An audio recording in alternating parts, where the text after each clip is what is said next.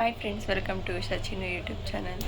So ಇವತ್ತು ಗುರುವಾರ ಆಗಿರೋದ್ರಿಂದ ಬೆಳಿಗ್ಗೆನೇ ಸ್ನಾನ ಮಾಡಿ ಫ್ರೆಶ್ ಆಗಿ ಇವಾಗ ಸ್ಕ್ಯಾನಿಂಗ್ ಹೊರಟಿದ್ದೀನಿ. ಇವತ್ತು ಸ್ಕ್ಯಾನಿಂಗ್ ಇದೆ. ಬ್ಲಡ್ ಟೆಸ್ಟು ಎಲ್ಲನೂ ಹೇಳಿದ್ದಾರೆ. ಸ್ವಲ್ಪ ಭಯ ಬೇರೆ ಆಗ್ತಾಯಿದೆ, ಯಾವ ಥರ ಇದೆ ಅಂತ. ಯಾಕೆಂದರೆ ಫುಲ್ ವಾಮಿಟೇಷನ್ ಇತ್ತು ಒಂದು 15 ಡೇಸಿಂದ. ಬೇರೆ ಇವತ್ತು ಹೋಗಿ ಟೆಸ್ಟ್ ಮಾಡಿಸಿ ನಾಳೆ ತೊಗೊಂಡೋಗಿ ರಿಪೋರ್ಟ್ನ ಡಾಕ್ಟರ್ ಇವತ್ತು ಇರೋದಿಲ್ಲ.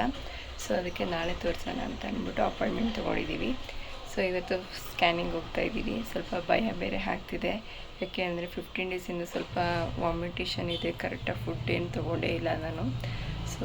ನೋಡೋಣ ಯಾವ ಥರ ಗ್ರೋತಿಂಗ್ ಆಗಿದೆಯಾ ಮಗು ಏನು ಅಂತ ಗೊತ್ತಿಲ್ಲ. ಇವತ್ತು ಗೊತ್ತಾಗುತ್ತೆ ರಿಪೋರ್ಟಲ್ಲಿ. ಸ್ವಲ್ಪ ಭಯ ಬೇರೆ ಆಗ್ತಾಯಿದೆ, ನೋಡುವ. ಕಾರಲ್ಲಿ ಹೋದರೆ ವಾಮಿಟೇಷನ್ ಆಗಿಬಿಡುತ್ತೆ ಅಂತ ಅಂದ್ಬಿಟ್ಟು ಬೈಕಲ್ಲೇ ಹೊರಡ್ತಾ ಇದ್ದೀವಿ. ನನಗಿಂತ ನನ್ನ ಹಸ್ಬೆಂಡ್ಗೆ ಹೆವಿ ಟೆನ್ಷನ್ ಆಗಿತ್ತು, ಏನು ಬರುತ್ತೋ ಏನೋ, ಫಸ್ಟ್ ಟೈಮ್ ಬೇರೆ ಅಂತ ಫುಲ್ಲು ಭಯ ಪಟ್ಕೊಂಡಿದ್ರು. ಅದಾದಮೇಲೆ ಬ್ಲಡ್ ಟೆಸ್ಟು ಎಲ್ಲನೂ ಟೆಸ್ಟ್ ಮಾಡಿಸಿದ್ರು. ಬಟ್ ನಾನು ಫಸ್ಟ್ ಟೈಮ್ ಬ್ಲಡ್ ಕೊಡ್ತಾ ಇರೋದು, ಸ್ವಲ್ಪ ಭಯ ಪೇಯ್ನು ಕೂಡ ಆಗ್ತಾಯಿತ್ತು. ಗಾಯ್ಸ್, ಇವಾಗ ಮನೆಗೆ ಬಂದೆ.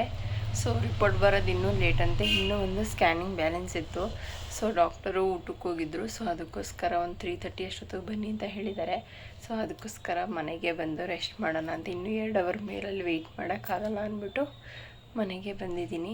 ಸ್ವಲ್ಪ ಹೊತ್ತು ರೆಸ್ಟ್ ಮಾಡಿ ಊಟ ಮಾಡಿ ಆಮೇಲೆ ಹೋಗೋಣ ಅಂತ ಅಂದ್ಬಿಟ್ಟು ಕರ್ಕೊಬಂದರು.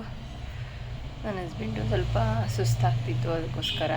ಗಾಯ್ಸ್, ಇವಾಗ ಮನೆಗೆ ಬಂದು ರೀಚ್ ಆದ್ವಿ.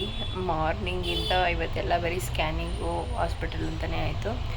ನಾಳೆ ನಾವು ಅಪಾಯಿಂಟ್ಮೆಂಟ್ ತೊಗೊಂಡಿದ್ದೀವಿ. ನಾಳೆ ತೋರ್ಸೋಕ್ಕೆ ಅಂತ ಡಾಕ್ಟ್ರ್ ಹತ್ರ ರಿಪೋರ್ಟೆಲ್ಲ ತೊಗೊಂಡೋಗ್ಬೇಕು. ರಿಪೋರ್ಟಲ್ಲೆಲ್ಲ ನಾರ್ಮಲ್ ಅಂತಲೇ ಇದೆ. ಬಟ್ ಡಾಕ್ಟ್ರು ಏನು ಹೇಳ್ತಾರೆ ಅಂತ ನೋಡಬೇಕಷ್ಟೇ. ನೋಡುವ. ಈ ವ್ಲಾಗ್ ನಿಮಗೆ ಇಷ್ಟ ಆಗಿದೆ ಅಂತ ಅಂದ್ಕೋತೀನಿ. ಇಷ್ಟ ಆದರೆ ಲೈಕ್ ಮಾಡಿ, ಶೇರ್ ಮಾಡಿ, ಕಮೆಂಟ್ ಮಾಡಿ.